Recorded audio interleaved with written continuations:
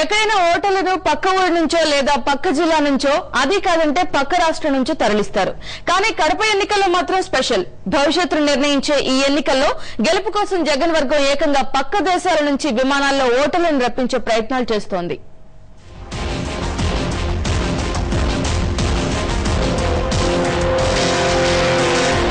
కాంగ్రెస్ అధిష్టానంతో సవాలు విసిరి ఉప ఎన్నికల బరిలో దిగిన జగన్ కు కడప ఉప ఎన్నికల ఇంపార్టెన్స్ తెలుసు. అందుకే ఈ ఎన్నికల్లో తన సత్తా చాటడానికి అందుబాటులో ఉన్న మార్గాలన్నింటినీ యువనేత ఉపయోగించుకుంటున్నారు. కడప పార్లమెంట్లోని 7 అసెంబ్లీ నియోజకవర్గాల పరిధిలో సుమారు 40,000 మంది ప్రజలు గత కొన్నేళ్లుగా ఉపాధి కోసం గల్ఫ్ బాట పట్టారు. వీరిలో 27,000 మందికి కడపలో ఓటు హక్కున్నట్లు ఓ సర్వేలో తేలింది. దీంతో జగన్ వర్గం నేతల కన్ను దుబాయ్, కువైట్, సౌదీ అరేబియాలో ఉంటున్న వారిపై పడింది.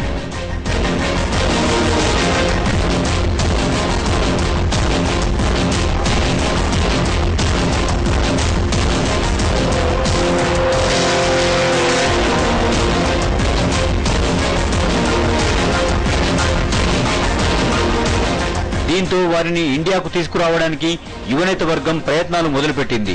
అందుకోసం వారి కుటుంబ సభ్యులతో మంతనాలు చేస్తున్నట్లు సమాచారం.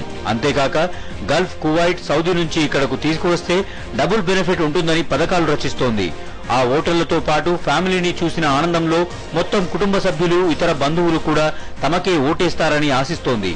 దీంతో ఇప్పటిదాకా ఓటుకు కారు, మనీ లిస్టులో తాజాగా స్వదేశీ టూర్ చేరింది.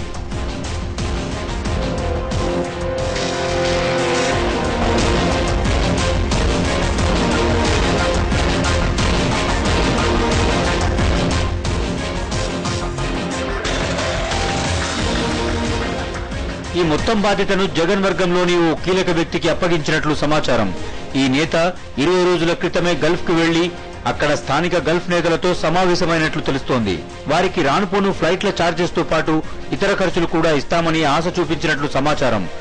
వీసా, పాస్పోర్ట్స్ తో పాటు ఇతర బాధ్యతలను గల్ఫ్లోని తమ ప్రతినిధులకు అప్పగించినట్లు తెలుస్తోంది. దీంతో త్వరలోనే గల్ఫ్ నుంచి ఇండియాకు ఎయిర్ బస్సులు క్యూ కడతాయని సమాచారం. ఒక్కో ఓటుకు 30,000 రూపాయలు ఖర్చవుతుందని అంచనా.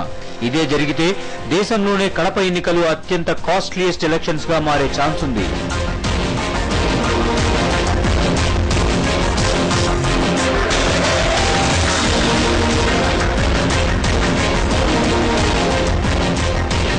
యువనేత వర్గం కృషి ఫలిస్తే ఈ ఉప ఎన్నికల్లో ఓ కొత్త రికార్డు క్రియేట్ చేసినట్లవుతుంది. ఇప్పటిదాకా ఓటేసేందుకు ఎర్ర బస్సుల్లో ఎక్కి వచ్చే వాళ్లను మాత్రమే చూశాం. అయితే కొత్తగా ఎయిర్ బస్సుల్లో వచ్చి ఓటేసే ఓటర్లు కూడా రానున్నారన్నమాట. ఇదే జరిగితే జగన్ అక్రమ ఆస్తులపై రాజకీయ పార్టీలు చేస్తున్న ఆరోపణలకు మరింత వాడి వేడి పెరగనుంది. అంతా డబ్బు మహిమ. ఏం చేస్తాం?